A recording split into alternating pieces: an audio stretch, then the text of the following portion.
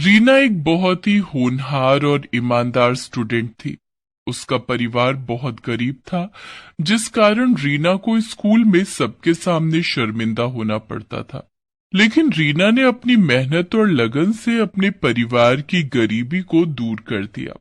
रीना 5वीं क्लास की छात्रा थी।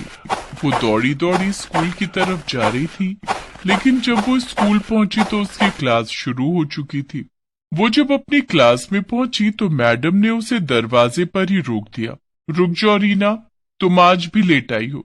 ये तुम्हारी रोज की आदत बनती जा रही है। आज तुम्हें इसकी सजा मिलेगी। लेकिन मैडम, मैंने जानबूझकर लेट नहीं किया।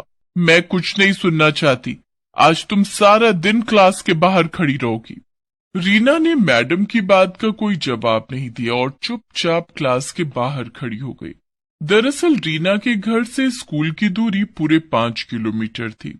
रीना अपने घर से स्कूल तक रोज पैदल आया करती थी, क्योंकि उसके पास रिक्शे या स्कूल बस का किराया देने के लिए पैसे नहीं थे। रीना के माता पिता बहुत ही गरीब थे। रीना के पिता सब्जी बेचा करते थे।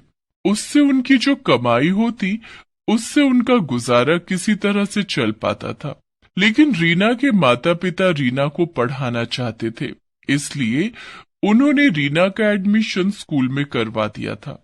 उस दिन रीना क्लास के बाहर खड़ी रही, लेकिन उसका सारा ध्यान क्लास के अंदर पढ़ा रही मैडम पर था। वो उनकी पढ़ाई हुई सारी बातें अपने दिमाग में नोट कर रही थी। रीना पढ़ने लिखने में बहुत होशियार थी। जब सारा दिन खत्म हो गया तो मैडम ने रीना को क्लास के अंदर बुलाया और कहा, रीना, कल से समय पर स्कूल आना, नहीं तो तुम्हें स्कूल में एंट्री नहीं मिलेगी। और ये क्या है? अभी तक तुमने नई स्कूल ड्रेस नहीं सिलवाई है। तुम्हारी शर्ट में कितने पैबंद लगे हुए हैं? मैडम, मैंने मम्मी पापा से कहा था, लेकिन अभी उनके पास पैसे नहीं हैं। जब पैसे होंगे तो वो मेरे लिए नई स्कूल ड्रेस ला देंगे। ठीक है, अब तुम घर जाओ। रीना के फटे हुए स्कूल ड्रेस को लेकर क्लास की लड़कियां उसका बहुत मजाक उड़ाती थी, लेकिन रीना किसी से कुछ नहीं कहती।